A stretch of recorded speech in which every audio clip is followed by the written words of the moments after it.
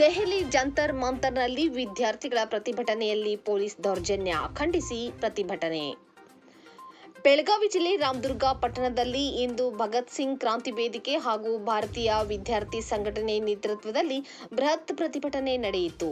Neat ಪ್ರಶ್ನೆ ಪತ್ರಿಕೆ ಸೋರಿಕೆ ಪ್ರಕರಣವನ್ನು ಖಂಡಿಸಿ ಹಾಗೂ ದೆಹಲಿಯಲ್ಲಿ ಶಾಂತಿಯುತವಾಗಿ ಪ್ರತಿಭಟನೆ ನಡೆಸುತ್ತಿದ್ದ ವಿದ್ಯಾರ್ಥಿಗಳ ಮೇಲೆ ನಡೆದ ಪೊಲೀಸ್ ದೌರ್ಜನ್ಯವನ್ನು ಪ್ರತಿಭಟನಾಕಾರರು ತೀವ್ರವಾಗಿ ಖಂಡಿಸಿದರು.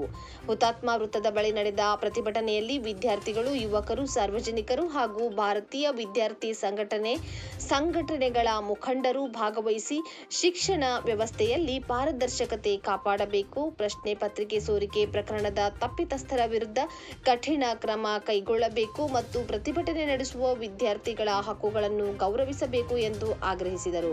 ಪ್ರತಿಭಟನೆಯಲ್ಲಿ ಮಾತನಾಡಿದ ಮುಖಂಡರು, ವಿದ್ಯಾರ್ಥಿಗಳ ಭವಿಷ್ಯದೊಂದಿಗೆ ಯಾರೂ ಆಟವಾಡಬಾರದು. ಪ್ರಶ್ನೆ ಪತ್ರಿಕೆ ಸೋರಿಕೆ ಪ್ರಕರಣಗಳ ಮರುಕಳಿಕೆಗೆ ಶಾಶ್ವತ ಪರಿಹಾರ ಕಂಡುಹಿಡಿಯಬೇಕು ಹಾಗೂ ವಿದ್ಯಾರ್ಥಿಗಳ ಮೇಲೆ ಬಲ ಪ್ರಯೋಗ ನಡೆಸುವುದು ಪ್ರಜಾಪ್ರಭುತ್ವದ ಮೌಲ್ಯಗಳಿಗೆ ವಿರುದ್ಧವಾಗಿದೆ ಎಂದು ಅಭಿಪ್ರಾಯ ವ್ಯಕ್ತಪಡಿಸಿದರು. ಪ್ರತಿಭಟನೆ ಶಾಂತಿಯುತವಾಗಿ ನಡೆಯಿತು. ಬಳಿಕ ಪ್ರತಿಭಟನಾಕಾರರು ತಮ್ಮ ಬೇಡಿಕೆಗಳನ್ನು ಸರ್ಕಾರದ ಗಮನಕ್ಕೆ ತರಲು ಘೋಷಣೆಗಳನ್ನು ಕೂಗಿ ಆಕ್ರೋಶ ವ್ಯಕ್ತಪಡಿಸಿದರು. ಈ ಸಂದರ್ಭದಲ್ಲಿ ನಿವೃತ್ತ ಪ್ರೊಫೆಸರ್ ಎಸ್.ಜಿ. ನರಗುಂದ, ಮೊಹಮ್ಮದ್ ಶಫಿ ಬೆಣ್ಣಿ, ಬಿ.ಆರ್. ದೊಡ್ಮನಿ, ಗೈಬು ಜೈನೇಖಾನ್, ರಾಜು ಶೆಲ್ವಡಿ, ಸುಭಾಷ್ ಚಂದ್ರ ಗೋಡ್ಖೆ, ಮೊಹಮ್ಮದ್ ಬೆಣ್ಣಿ, ಮುದಸ್ಸರ್ ಯಾದವಾಡ್, ತೌಸಿಫ್ ಬೆಣ್ಣಿ, ಅಬುಬಕರ್ ಶೇಖ್, ಹಲವಾರು ಕಾಲೇಜು ವಿದ್ಯಾರ್ಥಿಗಳು ಉಪಸ್ಥಿತರಿದ್ದರು. ನೀಟ್ ಪೇಪರ್ ಲೀಕ್ ಆಗಿದ್ದರಿಂದ 21 ವಿದ್ಯಾರ್ಥಿಗಳು ಸುಸೈಡ್ ಮಾಡಿದ್ದಾರೆ.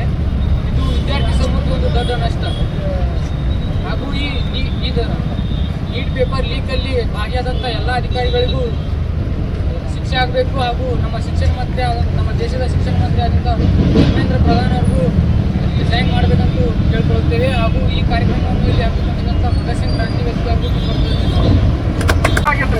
ದೇಶದಲ್ಲಿ ದೊಡ್ಡ ಪ್ರಮಾಣದೊಳಗೆ ಹೋರಾಟ ನಡೀತಿರಲಿಲ್ಲ. ಸಾಮಾನ್ಯ ವ್ಯಕ್ತಿ ಅಲ್ಲ, ಬುದ್ಧಿವಂತ ಇದ್ದಾರೆ, ಬುದ್ಧಿವಂತ ಅದರ ಅವರಿಗೆ ಉಳಿದ ನಾಯಕತ್ವದ ಗುಣಗಳಿದ್ದಾವೆ.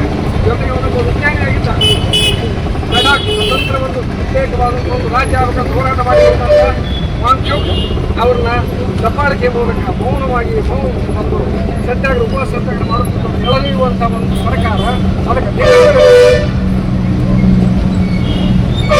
ಸತ್ಯಾಗ್ರಹ ಮಾಡ್ತಾ ಇರೋದು ಉಪವಾಸ ಸತ್ಯಾಗ್ರಹ ಮಾಡ್ತಾ ಇರೋದು ಹಿಂಸಾತ್ಮಕವಲ್ಲ, ಅದು ಶಾಂತಿಯುತವಾಗಿತ್ತು ಮಾಡ್ತಾ ಇದ್ರು ಅವರು. ಅದಕ್ಕೆ ಸಮಸ್ಯೆ ಕರೀಲಿಲ್ಲ. ಪರಿಹಾರ ಮಾಡೋದಕ್ಕೆ ಏನಾದರೂ ನೋಡೋಣ ಪರಿಹಾರ ಮಾಡೋಣ ಅಂತ ಅಂದ್ಕೊಂಡು ಸರ್ಕಾರ ಅದಕ್ಕೆ ನನ್ನ ಕಣ್ಣಿಟ್ಟು ಇವತ್ತು ಸಂಧಾನಕ್ಕೆ ಬರ್ರಿ, ಮಾತಾಡೋ ಬರ್ರಿ, ಪರಿಹಾರ ಹುಡ್ಕೊಂಡು ಬನ್ನಿ ಅಂತ ಆ ವಿದ್ಯಾರ್ಥಿಗಳನ್ನ ಕರಿತೇವೆ. ಯಾವಾಗ 70 ಜನ ವಿದ್ಯಾರ್ಥಿಗಳು ಆತ್ಮಹತ್ಯೆ ಮಾಡ್ಕೊಳ್ಳೋಣ ದೇಶದಾಗ ಈ ಪರೀಕ್ಷೆ ಪ್ರಶ್ನೆ ಸೋರಿಕೆ ಕಾರಣದಿಂದ 20 ಜನ ಆತ್ಮಹತ್ಯೆ ಮಾಡ್ಕೊಳ್ಳೋಣ. ಪಾಲಕರು 20 ಜನ ಹುಡುಗರ ಹಣ ಕಳ್ಕೊಂಡವರು. ಈ ಒಂದು ನೀಡ್ಸ್ ಕೋಚಿಂಗ್ ಸೆಂಟರ್ಗಳಿದಾವಲ್ಲ ಅವುಗಳು ಮಾಫಿ ಆದವು. ಅವರೇ ಈ ಪಾರ್ಲಿಮೆಂಟ್ ಒಳಗೆ ಅಧಿಕಾರ ಚಲಾಯಿಸುವಂಥವ್ರಾಗ ಖಂಡಿಸಿ ಏನು ಜಂತರ್-ಮಂತರ್ದಲ್ಲಿ ದೆಹಲಿಯಲ್ಲಿ ವಿದ್ಯಾರ್ಥಿಗಳು, ಯುವ ಜನರು ಏನು ಒಂದು ಹೋರಾಟ ಮಾಡಕತ್ತಾರ. ಆ ಹೋರಾಟವನ್ನ ಹತ್ತಿಕ್ಕಲಿಕ್ಕೆ ಇವತ್ತು ಬಿಜೆಪಿಯ ಗುಂಡಗಳು ಬೇರೆ ಬೇರೆ ದೇಶದಲ್ಲಿ ಬಂದು ಆ ಪ್ರತಿಭಟನಾಕಾರರ ಮಧ್ಯದಲ್ಲಿ ಬಂದು ಆ ಹೋರಾಟವನ್ನ ಹತ್ತಿಕ್ಕಲಿಕ್ಕೆ ಪ್ರಯತ್ನ ಮಾಡಕತ್ತಾರ. ಇವತ್ತು ರಾಮದುರ್ಗ ತಾಲೂಕಿನ ಭಗತ್ ಸಿಂಗ್ ಕ್ರಾಂತಿ ವೇದಿಕೆ ಮತ್ತು ಭಾರತೀಯ ವಿದ್ಯಾರ್ಥಿ ಪರಿಷತ್ ಎಸ್ಎಫ್ಐ ಈ ಎರಡು ಸಂಘಟನೆಗಳು ತೀವ್ರವಾಗಿ ಖಂಡನೆ ಮಾಡುತ್ತೇವೆ. ಮೊದಲೇದಾಗಿ ಹೇಳಿಕೆ ಈ ನೀಟ್ ಪತ್ರಿಕೆ ಸೋರಿಕೆ ಆಗುವಾಗ ಕೇಂದ್ರ ಸರ್ಕಾರ ಏನ್ ಮಾಡ್ತಾ ಇತ್ತು ಅನ್ನೋದು ವಿಚಾರವನ್ನು ಮಾಡಬೇಕು. ಇದು ಏನೂ ಅಲ್ಲ. NEP ಅವರು ನ್ಯೂ ಎಜುಕೇಶನ್ ಪಾಲಿಸಿ ಅಂತ ಏನ ಸೆಂಟ್ರಲ್ ಗೌರ್ಮೆಂಟ್ ಅವ್ರು ತಂದಾರ, ಅದರ ಭಾಗವಾಗಿನೇ ಈ ನೀಟ್ ಪ್ರಶ್ನೆ ಪತ್ರಿಕೆಯಲ್ಲಿ ಸೋರಿಕೆ ಆಗಿತ್ತು ಅಂತ ಹೇಳಿ ತಿಳಿದು ಬಂದೈತಿ. ಇದರಲ್ಲಿ ನೇರವಾಗಿ ಕೇಂದ್ರ ಸರ್ಕಾರ ಭಾಗಿಯಾಗೈತಿ. ಕೇಂದ್ರ ಸರ್ಕಾರದ ಶಿಕ್ಷಣ ಸಚಿವ ಧರ್ಮೇಂದ್ರ ಪ್ರಧಾನ್ ಇದರೊಳಗೆ ಭಾಗಿಯಾಗ್ಯಾನ. ಯಾಕಂತಂದ್ರೆ ಈ ಖಾಸಗಿ ಸಂಸ್ಥೆಗಳೇನಿರ್ತಾವಲ್ಲ, ಈ ಖಾಸಗಿ ಸಂಸ್ಥೆಗಳು ಇವತ್ತೇನ್ ಮಾಡಕ್ಕಾರಲ್ಲ, ಈ ನೀಟ್ ಪ್ರಶ್ನೆ ಪತ್ರಿಕೆಯಲ್ಲಿರುವಂತ ಪ್ರಶ್ನೆಗಳನ್ನ ನೋಡಿ. ನೀಟ್ ಪ್ರಶ್ನೆ ಪತ್ರಿಕೆಯಲ್ಲಿ ಮೊದಲು 200 ಕ್ವಶನ್ಗಳಿರ್ತಿತ್ತು, 200 ಪ್ರಶ್ನೆಗಳಿರ್ತಿತ್ತು. ಈಗ ನಮ್ಮ 180 ಇಳಿಸ್ಯಾರ. ಆ 180 ಪ್ರಶ್ನೆಗಳನ್ನ ಖರೀದಿ ಮಾಡಿ ಆ ಸಂಸ್ಥೆ ವಿದ್ಯಾರ್ಥಿಗಳು ಪಾಸ್ ಆಗ್ಬೇಕನ್ನುವಂತ ನಿಟ್ಟಿನಲ್ಲಿ ಇವತ್ತ ಕೋಟಿಗಟ್ಟಲೆ ಲಕ್ಷಗಟ್ಟಲೆ ಹಣ ಕೊಟ್ಟು ಅದನ್ನು ಖರೀದಿ ಮಾಡಿ ತಮ್ಮ ಸಂಸ್ಥೆಯ ವಿದ್ಯಾರ್ಥಿಗಳನ್ನ ಪಾಸ್ ಮಾಡಲಿಕ್ಕೆ ಆಗಲೇ ಶಿಕ್ಷಣ ಹೇಳ್ಯಾರ. ಏನು ಭಾರತ ಬರಲಾರ್ದವ ಒಬ್ಬ ವಿದ್ಯಾರ್ಥಿ ಇವತ್ತ ಮೆಡಲ್ ತಗೋತಾನೆ, ಮೆಡಿಕಲ್ ಸರ್ಟಿಫಿಕೇಟ್ ತಗೋತಾನೆ ಅಂತಂದ್ರೆ ಇಂಥ ಒಂದು ಖಾಸಗಿ ಶಿಕ್ಷಣ ಸಂಸ್ಥೆಯಿಂದ ಅವರು ಪ್ರಶ್ನೆ ಪತ್ರಿಕೆಗಳನ್ನ ಸೋರಿಕೆ ಮಾಡ್ತಾರೆ, ಅದನ್ನು ದುರುಗು ಮಾಡ್ಕೋ ಕೆಲಸ ಪಾಸ್ ಆಗ್ತಾರ. ಆದ್ರೆ ನಿಜವಾಗಿ ಅಭ್ಯಾಸ ಮಾಡಿದಂತ ಗೌರ್ಮೆಂಟ್ ಸೀಟ್ ಪಡೆದಂತ ವಿದ್ಯಾರ್ಥಿ ಮುಂದಿರ್ತಾನೆ. ಗೌರ್ಮೆಂಟ್ ನೀಟ್ ಸೆಂಟರ್ಗಳೇನಿರ್ತಾವಲ್ಲ ಅವ್ರ ಪ್ರಶ್ನೆಯನ್ನು ಅವರು ಎಕ್ಸಾಮ್ ಆಗೋಕ್ಕಿಂತ ಮೊದಲೇ ಇವತ್ತ ನೀಟ್ ಏನು ಸೆಂಟರ್ಗಳಿರ್ತಾವಲ್ಲ ಖಾಸಗಿ ಸೆಂಟರ್ಗಳು ಅವ್ರು ಮೊದಲೇ ಎಕ್ಸಾಮ್ ಮಾಡ್ತಾರೆ. ಅದ್ರ ಅರ್ಥ ಏನಂತಂದ್ರೆ ನಿರುದ್ಯೋಗದ ಸಮಸ್ಯೆ ಜೊತೆಯಲ್ಲಿ ಇದರಲ್ಲಿನೂ ದೊಡ್ಡ ಪ್ರಮಾಣದಲ್ಲಿ ಅವ್ಯವಹಾರ ಆಗತೈತಿ. ಇದನ್ನ ಬಲವಾಗಿ ಖಂಡಿಸಿ, ಬಲವಾಗಿ ವಿರೋಧಿಸಿ ಇವತ್ತ ಜಂತರ್ ಮಂತ್ರದಲ್ಲಿ ಸೋನಂ ವಾಂಗ್ಚುಕ್ ಅಂತೇಳಿ ಒಬ್ಬ ಸಾಮಾಜಿಕ ಕಾರ್ಯಕರ್ತ ಮತ್ತು ಶಿಕ್ಷಣ ತಜ್ಞ, ಅವನು ಇದರಲ್ಲಿ ಅವ್ಯವಹಾರ ಆಗೈತಿ, ಇದರಲ್ಲಿ ಅವ್ಯವಹಾರ ಮಾಡಿದವರಿಗೆ ಅವ್ರ ಮೇಲೆ ಕ್ರಮ ತಗೋಬೇಕು, ಇದನ್ನ ಏನಕ್ಕೆ ಕೈಗೆತ್ಕೋಬೇಕನ್ನುವಂತ ನಿಟ್ಟಿನಲ್ಲಿ ಮತ್ತು ವಿದ್ಯಾರ್ಥಿಗಳ ಭವಿಷ್ಯ ಹಾಳಾಗೈತಿ, ವಿದ್ಯಾರ್ಥಿಗಳಿಗೆ ನ್ಯಾಯ ಕೊಡಬೇಕನ್ನುವಂತ ನಿಟ್ಟಿನಲ್ಲಿ ಕಳೆದ 22 ದಿನಗಳಿಂದ ಉಪವಾಸ ಸತ್ಯಾಗ್ರಹ ಮಾಡ್ತಾ ಇದ್ದ. ಶಾಂತಿಯುತವಾಗಿ ನಡೆಯುವಂತ ಪ್ರತಿಭಟನೆಯಲ್ಲಿ ಇವತ್ತ RSS ಬಿಜೆಪಿ ಗುಂಡಾಗಳು ಮಧ್ಯದಲ್ಲಿ ಬಂದು ಅಲ್ಲಿ ದಾಂಧೆ ಎಬ್ಬಿಸಿ ಬೇರೆ ಬೇರೆ ರೀತಿಯಲ್ಲಿ ಅದಕ್ಕೆ ಕಲರ್ ಕೊಡಾಕತ್ತಾರ. ಇವೆಲ್ಲ ವಾಟ್ಸಪ್ನಾಗ ನೋಡ್ತಿರ್ಬೇಕ. ವಾಂಗ್ಚುಕ್ ಏನದಾನ, ಅವ ಚೀನಾ ಏಜೆಂಟ್ ಅಂತ ಹೇಳಿ ಇವತ್ತು ಅವನ ಮೇಲೆ ಅಪವಾದ ಮಾಡಾಕತ್ತಾರ. ಯಾಕೆ ಮಾಡಾಕತ್ತಾರ ಅಂತಂದ್ರೆ ಈ ಹೋರಾಟವನ್ನ ಹತ್ತಿಕ್ಲಿಕ್ಕೆ ಇದನ್ನ ಮಾಡಾಕ್ತಾರ. ದಾಖಲೆ ಆಗ್ಲಿಲ್ಲ, ಯಾವುದೇ ತರನಾದ ಭಾಗವಹಿಸುವಿಕೆ ಆಗ್ಲಿಲ್ಲ ಅನ್ನೋದು ನಾನು ಫೋನ್ ಮಾಡಿದೆ. ಯಾರಿಗೆ ನಮ್ಮ ಸಿಪಿಐ ಪಕ್ಷದ ಅಣ್ಣ ಜೈನಿಕಾನ್ ಅವರಿಗೆ, ಇಲ್ಲ ನಾವು ನಿನ್ನೆನೆ ನಮ್ಮ ಪಕ್ಷದ ವತಿಯಿಂದ ಪ್ರತಿಭಟನೆ ಮಾಡ್ಕೊಂಡಿದ್ದೇವೆ, ಪತ್ರಿಕೆಗಿದೆ ನೋಡಿ ಅಂತ ಹೇಳಿ ವಾಟ್ಸಪ್ ಹಾಕಿದ್ರು. ಅದರೊಳಗೆ ತಾವು ಯಾರ ಆ ಪಕ್ಷದ ಜವಾಬ್ದಾರಿಯುತ ಕಾರ್ಯಕರ್ತರ ಮುಖ ಅಷ್ಟೇ ಕಾಣ್ತು, ತಮ್ಮ ಮುಖ ಕಾಣ್ತಿಲ್ಲ. ಇವತ್ತು ನನಗೆ ಸಂತೋಷ ಒಂದು ಕಾರಣಕ್ಕಾಗಿದೆ, ಏನಂದ್ರೆ ತಾವೆಲ್ಲ ಭಾಗವಹಿಸಿದ್ದೀರಿ.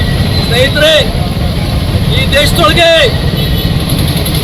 ಹಿಂದುಳಿದು ವರ್ಗದವರನ್ನ, ದಲಿತರನ್ನ ಶಿಕ್ಷಣದಿಂದ ದೂರಿಡುವುದಕ್ಕೆ ದೊಡ್ಡ ಇತಿಹಾಸವೇ ಇದೆ. ಅದಕ್ಕಾಗಿ ಒಂದು ಸಣ್ಣ ಕಥೆ ಮೂಲಕ, ಏಕಲವ್ಯನ ಕಥೆ ಮೂಲಕ ನಾನು ಹೇಳೋದಕ್ಕೆ ಇಷ್ಟಪಡ್ತೇನೆ. ರಾಜಪುತ್ರರಿಗೆ ದ್ರೋಣಾಚಾರ್ಯರು ಶಸ್ತ್ರಾಭ್ಯಾಸವನ್ನು ಕಲಿಸುವ ಕಾಲಕ್ಕೆ ತಾನೂ ಕಲಿಬೇಕಂತ ಆಸೆ ಪಟ್ಟಂತ ಬೇಡ ಏಕಲವ್ಯ, ಗುರುಗಳೇ ದ್ರೋಣಾಚಾರ್ಯರೇ ನನಗೂ ಕೂಡ ಈ ವಿದ್ಯೆಯನ್ನು ಕಲಿಸಿಕೊಡಿ ಅಂತಾಗಿಲ್ಲ.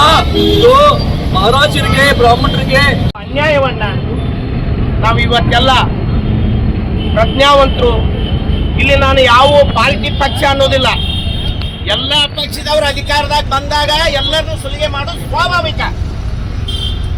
ಆದ್ರೆ ನಮ್ಮ ದೇಶದ ಪ್ರಧಾನಿ ಆದವರು, ನಮ್ಮ ಪಕ್ಷ ಇವತ್ತು ಹೇಳ್ತಾ ಇಲ್ಲ, ಇಲೆಕ್ಷನ್ದಲ್ಲಿ ಮಾತ್ರ ಪಕ್ಷ, ನಮ್ಮ ದೇಶದ ನಮ್ಮ ಎಲ್ಲ ನಾಗರಿಕರ ಪ್ರಧಾನಿ ಆಗಿರುವಂತವರು ಈ ದೇಶದ ವಿದ್ಯಾರ್ಥಿಗಳ ಭವಿಷ್ಯದ ಬಗ್ಗೆ ಯಾವ ರೀತಿ ಅವರು ಕಣ್ಣ ಮುಚ್ಚಾಲೆ ಆಡ್ತಾ ಇದ್ದಾರೆ, ವಿದ್ಯಾರ್ಥಿಗಳನ್ನ ಯಾವ ರೀತಿ ಸುಲಿಗೆ ಮಾಡ್ತಾ ಇದ್ದಾರೆ, ವಿದ್ಯಾರ್ಥಿಗಳ ಮೇಲೆ ಯಾಕೆ ಈ ಅಧಿಕಾರದ ದರ್ಪವನ್ನ ತೋರಿಸಿ ಸುಳ್ಳ ಪೊಲೀಸರನ್ನ ಒಂದು ಮುಖ್ಯವಾಹಿನಿಗೆ ತರುವಂತಹದ್ದನ್ನ ಸೋಗಲಾಡಿತನ ಈ ದೇಶದ ಪ್ರಧಾನಿ ಹಾಗೂ ವಿದ್ಯಾಮಂತ್ರಿ ಆದಂತ ಪ್ರಧಾನ್ ಅವರು ನಿಲ್ಲಿಸಬೇಕು.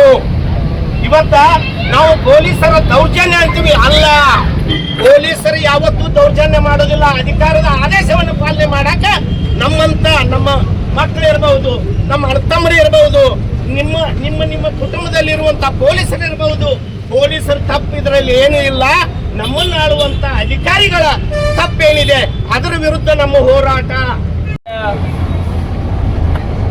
ವಿರುದ್ಧ ಖಂಡಿಸಿ ದೇಶಾದ್ಯಂತ ನಡೆದಂತ ಹೋರಾಟದಲ್ಲಿ ರಾಮದುರ್ಗದಲ್ಲಿಯೂ ಕೂಡ ಭಗತ್ ಸಿಂಗ್ ವೇದಿಕೆ ಹಾಗೂ SFI ಈ ಪ್ರತಿಭಟನೆಗೆ ನಾವು ಕೂಡ ಸಂಪೂರ್ಣ ಬೆಂಬಲವನ್ನು ಸೂಚಿಸಿ ಇವತ್ತಿನ ದಿವಸ ಬಹಳ ಅವಶ್ಯಕತೆ ಇದೆ. ಯುವಕರು ಶಿಕ್ಷಣದಲ್ಲಿ ಕೇಂದ್ರ ಸರ್ಕಾರದಿಂದ ಬಹಳಷ್ಟು ಬದಲಾವಣೆಯನ್ನ ಬಯಸ್ತಾ ಇದ್ದಾರೆ. ಕೇಂದ್ರ ಸರ್ಕಾರ 12 ವರ್ಷದಿಂದ ಹಾಗೂ ನಮ್ಮ ದೇಶದ ಪ್ರಧಾನಿಯಾದಂಥ ನರೇಂದ್ರ ಮೋದಿ ಅವರು ಇವರು ಹೆಂಗದಾರಪ್ಪ ಅಂತಂದ್ರೆ ಜಗತ್ತಿನಾಗ ಅತಿ ಸುಳ್ಳು ಹೇಳ್ತಕ್ಕಂಥ ಪ್ರಧಾನಮಂತ್ರಿ ಯಾರು ಇದ್ರು ಅಂದ್ರೆ ಅದು ನರೇಂದ್ರ ಮೋದಿ ಅವರು ಅಂತೇಳಿ ಇವತ್ತು ಎಲ್ಲರೂ ಮಾತಾಡ್ತಾ ಇದ್ದಾರೆ. ಅದರ ಭಾಗವಾಗಿ ಧರ್ಮೇಂದ್ರ ಪ್ರಧಾನ್ ಇವರು ಯಾಕೆ ರಾಜೀನಾಮೆ ತಗೊಳಕತ್ತಿಲ್ಲ ಪ್ರಧಾನಮಂತ್ರಿ ಅಂತಂದ್ರೆ ಈಗ ಕೂಡ ಬಹಳಷ್ಟು ವಿರೋಧ ಪಕ್ಷಗಳು ಮಾತಾಡ್ತಾ ಇದ್ದಾರೆ. ನರೇಂದ್ರ ಮೋದಿ ಅವರ ಬಹಳಷ್ಟು ವೀಕ್ನೆಸ್ಗಳು ಧರ್ಮೇಂದ್ರ ಪ್ರಧಾನ್ ಅವ್ರ ಹತ್ರ ಇದಾವ. ಅವ್ರಿಗೆ ಏನಾದ್ರು ಇವ್ರು ರಾಜೀನಾಮೆ ತಗೊಂಡ್ರೆ ಇವ್ರದೆಲ್ಲ ಬಯಲು ಮಾಡ್ತಾರ ಅಂತ ಹೇಳಕತ್ತಾರ. ಅದು ಇರ್ಲಿ, ಅದು ರಾಜಕೀಯವಾಗಿ. ಆದರೆ ಇದು ಏನು ಒಂದು ವಿದ್ಯಾರ್ಥಿಗಳ ಹೋರಾಟದ ಹಕ್ಕುಗಳನ್ನ ಯಾವ ರೀತಿ ದಮನ ಮಾಡ್ಬೇಕಂತೇಳಿ ಒಂದು ಮಾಸ್ಟರ್ ಪ್ಲಾನ್ ಮಾಡಿ ಚಾಣಕ್ಯ ಅಂತೇಳಿ ಅನಿಸ್ಕೊಂಡಂತ ಈ ದೇಶದ ಹೋಮ್ ಮಿನಿಸ್ಟರ್ ಅಮಿತ್ ಶಾ ಅವರು ಇವರು ಗುಜರಾತಲ್ಲಿ ತಡಿಪಾರಾದಂಥವರು. ಇವ್ರ ಕೈಗೆ ಇವತ್ತು ದೇಶದ ಹೋಮ್ ಮಿನಿಸ್ಟರ್, ದೇಶದ ಒಂದು ಪೊಲೀಸ್ ವ್ಯವಸ್ಥೆ ಇವ್ರ ಕೈಗಿದೆ. ಈ ಕಾಕ್ರೋಚ್ ಪಾರ್ಟಿ ಹಾಗೂ ಸೋನು ವಾಂಗ್ಚುಕ್ ಅವರ ಬೆಂಬಲದಿಂದ ಜುಲೈ 20ನೇ ತಾರೀಕಿಗೆ ಪಾರ್ಲಿಮೆಂಟ್ ಚಲೋ ಅಂತೇಳಿ ಏನೊಂದು ಚಳವಳಿ ಹಮ್ಮಿಕೊಂಡಿದ್ರು. ಆ ಚಳವಳಿಯನ್ನ ಯಾವ ರೀತಿ ವಿಫಲಗೊಳಿಸಬೇಕಂತ ಹೇಳಿ 18ನೇ ತಾರೀಕಿಗೆ ಬೆಳಿಗ್ಗೆ ವಾಂಗ್ಚುಕ್ ಅವ್ರನ್ನ ಒಂದು ಬಹಳ ಅವಮಾನೀಯವಾಗಿ ಅವರನ್ನ ಒಂದು ಬೆಡ್ಶೀಟ್ ಅಲ್ಲಿ ಸುತ್ತಿ ಹಾಕಿ ಯಾವುದೋ ಒಂದು ಸ್ಟ್ರಕ್ಚರ್ ಇಲ್ಲದೆ ಅವರನ್ನ ಆಸ್ಪತ್ರೆಗೆ ತಗೊಂಡು ಹೋಗಿದ್ರು. ಅದಾದ ನಂತರ ಈ ಹೋರಾಟವನ್ನು ಯಾವ ರೀತಿ ಮೊಟಕುಗೊಳಿಸ್ಬೇಕಂತ ಹೇಳಿ ಅಲ್ಲಿ ಯಾವ ರೀತಿ ಒಂದು ವ್ಯವಸ್ಥೆ ಇತ್ತಂತಂದ್ರ ಪ್ರತಿಯೊಬ್ಬ ವಿದ್ಯಾರ್ಥಿ ಒಳಗೆ ಬರ್ಬೇಕಂತಂದ್ರ ಅವನ ಜೇಬ್ಗಳಾಗ್ಲಿ ಅವನ ಬ್ಯಾಗ್ಗಳಾಗ್ಲಿ ಎಲ್ಲ ಚೆಕ್ ಮಾಡಿ ಒಳಗೆ ಬಿಡಾಕತ್ತಿದ್ರು. ಕಾರಣ ಏನಂದ್ರೆ ಈ ಭಾರತ ದೇಶದ ಪ್ರಧಾನಿಗೆ ಮಕ್ಕಳಿಲ್ಲ ಬಂದದ್ದು. ಯಾಕಂದ್ರೆ ಅವ್ರಿಗೆ ಸಂಸಾರ ಮಕ್ಕಳು ಅಂತ ಗೊತ್ತಿದ್ರೆ ಇವತ್ತು ಈ ವಿದ್ಯಾರ್ಥಿಗಳನ್ನ ಈಗ ನಡು ರಸ್ತೆಯಲ್ಲೇ ಬಡಿತಿರ್ಲಿಲ್ಲ. ಯಾಕಂದ್ರೆ ಗುಂಡಾರಾಜ್ಯವನ್ನು ಮಾಡ್ತಾ ಇದ್ದಾರೆ ಇವತ್ತು. ಈ ಗುಂಡಾರಾಜ್ಯ ಇವತ್ತು ನಿಲ್ಲುತ್ತೆ. ಅವತ್ತು ನಮಗೆ ಡಾಕ್ಟರ್ BR ಅಂಬೇಡ್ಕರ್ ಅವರು ಏನು ಸಂವಿಧಾನ ಕೊಟ್ಟಿದ್ದಾರೆ, ಆ ಸಂವಿಧಾನಕ್ಕೆ ಅನುಗುಣವಾಗಿ ನಾವು ಬದುಕ್ತೀವಿ ಅಂತ ಹೇಳಲಿಕ್ಕೆ ಇಚ್ಛೆ ಪಡ್ತೀನಿ ನಾನು. ಯಾಕಂದ್ರೆ ನಮ್ಮ ಎಲ್ಲ ಏನು ಇವತ್ತು ಪ್ರತಿಭಟನೆಯಲ್ಲಿ ಭಾಗವಹಿಸಿದ್ದಾರೆ, ಆ ಪ್ರತಿಭಟನೆಯಲ್ಲಿ ಪ್ರತಿಯೊಂದು ವಿದ್ಯಾರ್ಥಿನಿ ಇವತ್ತು ವಿದ್ಯಾರ್ಥಿನಿ ಹೇಳ್ತಾರೆ ನನಗೆ ನಿನ್ನೆ ಎಲ್ಲ ಕಡೆ ಬರೆದಿದ್ದಾರೆ ಅಂತೇಳಿ. ಅಂದ್ರೆ ನಾವು ಹೇಳುವಂತ ಪದ ಉಳಿದಿಲ್ಲ ಅಂತ ತಿಳ್ಕೊಳ್ಬೇಕು ನೀವು ಮೊದಲು. ಯಾಕಂದ್ರೆ ಅವ್ರು ಏನ್ ಮಾಡ್ತಾ ಇದಾರೆ ಅಲ್ಲಿ ಊಟ ಕೂಡ ಬರುವಂತ ಊಟನು ನಿಲ್ಲಿಸುವಂತ ಒಂದು ಪ್ರತಿನಿತ್ಯ ಇಟ್ಕೊಂಡಿದ್ದಾರೆ ಗುಂಡಾಗಳು. ಆ ಗುಂಡಾಗಳು ಅಂತಂದ್ರೆ ನಮ್ಮ ಹಿರಿಯ ನಾಯಕರನ್ನ ಹೇಳ್ಬಿಟ್ಟಿದ್ದಾರೆ ಯಾವ ಗುಂಡಾ ನಾಯಕರು ಯಾರಿದಾರ ಏನಂತ ಹೇಳಿ. ಅದಕ್ಕೆ ನಾನು ಕೇಳ್ತೇನೆ ಅವ್ರಿಗೆ, ನೀವು BJP ಪಕ್ಷ ಇರಲಿ, ಭಾರತ ದೇಶದ ಪಕ್ಷ ಇರಲಿ, ಒಂದು ಯಾವುದೋ ದೇಶದ ಪಕ್ಷ ಇರಲಿ, ಆ ವ್ಯಕ್ತಿ ಅಲ್ಲಿಂದ ಬಂದು ಒಂದು ಪ್ರತಿಭಟನೆಯನ್ನು ಮಾಡ್ತಾ ಇದ್ದಾನಂದ್ರೆ ನೀವೇನು ಹರಿತಿದ್ರಿ? ನೀವೇನು ಹರಿತೀರಿ?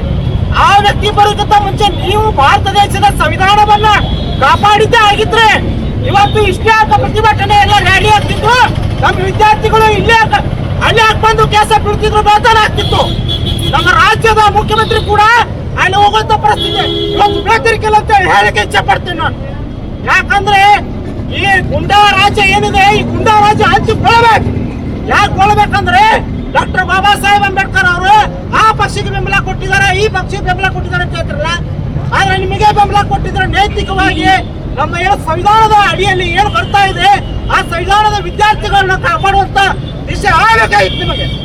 ಆದ್ರೆ ನೀವ್ ಏನ್ ಮಾಡ್ತಾ ಇದ್ರಿ, ಒಂದು ರಾಜ್ಯವನ್ನು ಕೂಡ ಭಾರತ ದೇಶದ ಕೂಡ ಮಾಡುವಂತ ಪ್ರಯತ್ನವನ್ನು ಪಡ್ತಾ ಇದ್ದೀರಿ. 3 ವರ್ಷದ ಏನು ಒಂದು ತೆರಿಗೆಯನ್ನು ಬರಬೇಕಾಗಿದೆ, ಆ ತೆರಿಗೆಯನ್ನು ಒಂದೇ ವರ್ಷದಲ್ಲಿ ವಸೂಲಿ ಮಾಡಿದ್ರು ಅಂತ ಹೇಳಿ ಶಬರಿ ಬಲಿ ಅವರು ನಾಯಕರು ಹೇಳಿದ್ರು.